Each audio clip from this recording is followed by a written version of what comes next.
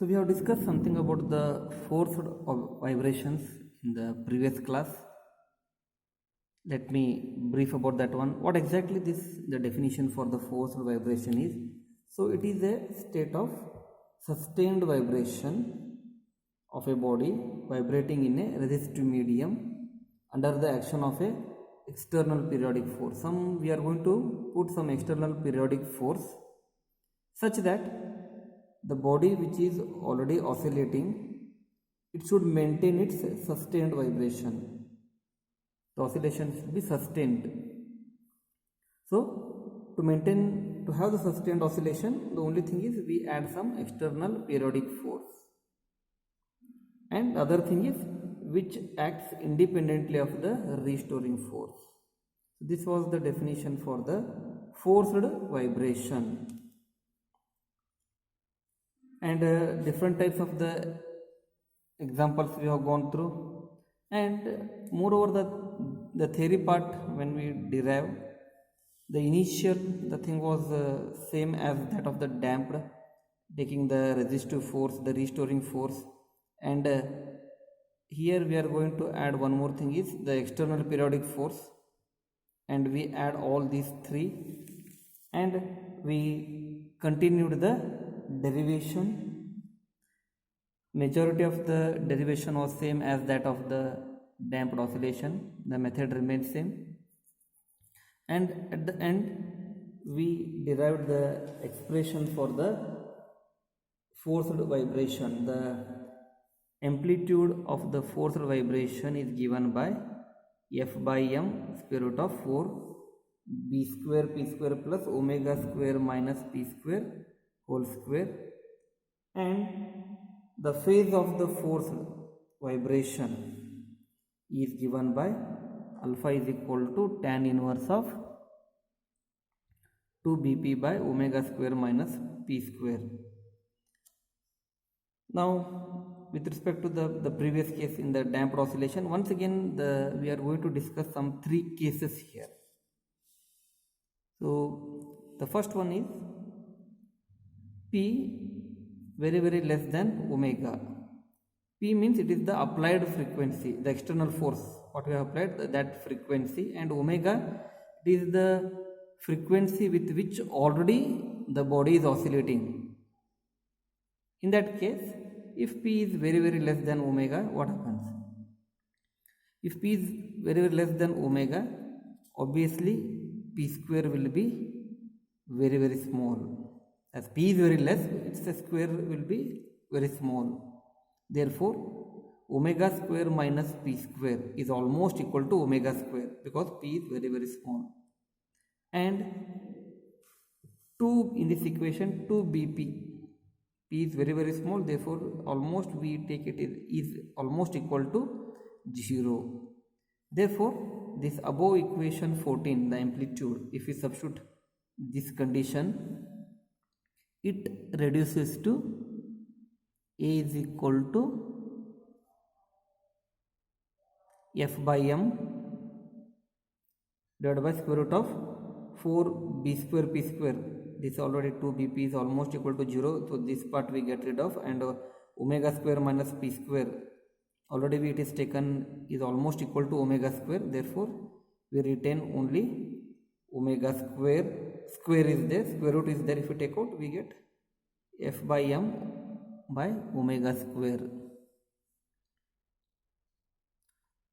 Now, though the system oscillates with the frequency P, its amplitude, once the external force is applied, the body will start adopting the external frequency P.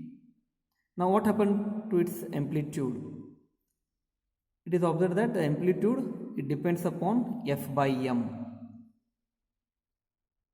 So totally in this equation, the amplitude, it depends upon the F by m. Next, getting into the angle, that is the phase of the forced vibration, that is alpha, the above equation alpha. What happens to the alpha? So alpha is given by tan inverse of 2 bp by omega square minus p square is there, but omega square minus p square is, we have taken it as omega square, therefore it will be only omega square. So that is equal to, alpha is equal to tan inverse of 2 bp. So already we have taken the 2 bp is almost equal to 0, therefore it becomes 0 by omega square, that is equal to tan inverse of 0, and tan inverse of 0 is 0, means phase is 0, that is the phase alpha is equal to 0. What is the meaning? The meaning is the displacement and force will be in same phase. There is no phase difference, therefore the displacement x and the force what we have applied, they are in same phase of vibration, that is when p is less than omega. Next, the second case what we are going to discuss is p is equal to omega. This is the special, the interesting case. For p is equal to omega, omega square minus p square, it will be 0. Therefore, substituting this in above equation 14, the amplitude A is equal to F by m. It becomes 4 b square p square, square root of 4 b square p square, it becomes 2 bp. That is equal to F by m 2, and we know that b is equal to r by 2m.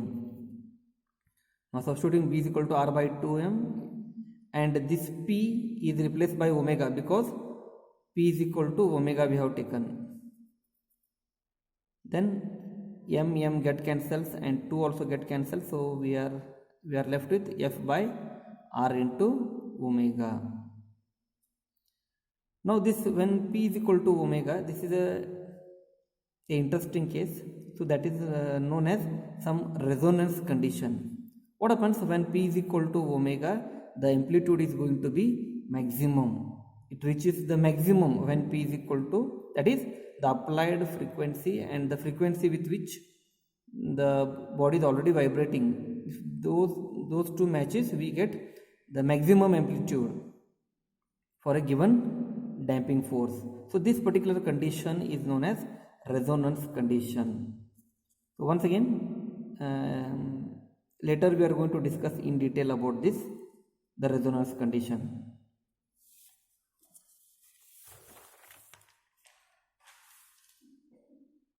And now regarding the angle, the phase angle, alpha is equal to tan inverse of 2 bp by 0. So what was the equation there? The equation was alpha is equal to tan inverse of 2 bp by omega square minus p square, but omega is equal to p here, therefore this is 0. Therefore in the above equation it reduces to tan inverse of 2 bp by 0. So that is taken as tan inverse of something by 0 infinity, tan inverse of infinity is pi by 2. Therefore the phase difference is around pi by 2. So what it indicates?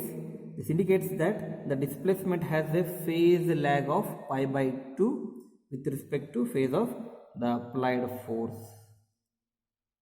This is pi by 2. They have a phase difference of pi by 2. Next, the case 3. Now p is far greater than omega. Now how this thing can be analyzed? So this case has significance only when the damping forces are small. See, this is the first condition while taking this into consideration, that is the value of the b should be very small for damping constant. Then only the applied, the frequency p far greater than omega can be considered. Now what happens for p greater than omega? Omega square minus p square, okay, is equal to whole square, that is this omega square minus p square. Obviously p p is far greater than omega, it can be taken as only p square is almost equal to p square into whole square, as it is all it becomes p raised to 4. Therefore the amplitude equation 14, it becomes A is equal to F by m for b square p square and omega square minus p square whole square, it is p raised to 4. Now as p goes on increasing, here relation between A and P, if you just observe, they are inversely proportional. So as P increases, A becomes smaller, they are inversely proportional, it becomes smaller and smaller. Now here only we have considered, in this case the B's value is very small, so that when we take B as very small, so the term in the denominator, that is 4b square p square, what will happen? B is very small, this 4b square, so almost we can take this as is equal to, is less than p raised to 4, comparing to this p raised to 4. So this term, the first term is very less, therefore we can neglect. Therefore this above equation may be written as A is equal to F by m, we retain only this square root of p raised to 4. So that is equal to A is equal to F by m p square. So this is the amplitude. Next, regarding the phase angle, the angle is given by alpha is equal to tan inverse of 2 bp by omega square minus p square. This may be further written as tan inverse of 2 bp and omega square minus p square. Here the omega square minus p square is taken as p square only. So we write tan inverse of 2 bp by this omega square minus p square. We take this one as the minus p square here. Minus p square retains, that is equal to tan inverse of minus 2 bp by p, as the value of b we have considered small in this case, that is 2b by p is almost equal to 0, because b small means all this always is almost equal to 0. Therefore above equation becomes tan inverse of minus 0, that is equal to pi. So as p becomes larger, because p is large in this case, as p becomes larger, the displacement develops a phase lag of pi, that with respect to the phase of the applied force. So these two, they are going to have a phase difference of pi. So next we are going to, in the next class we are going to discuss something about the resonance, the second case, when p is equal to omega, what happens, what is the condition, all those things we are going to discuss in the next class.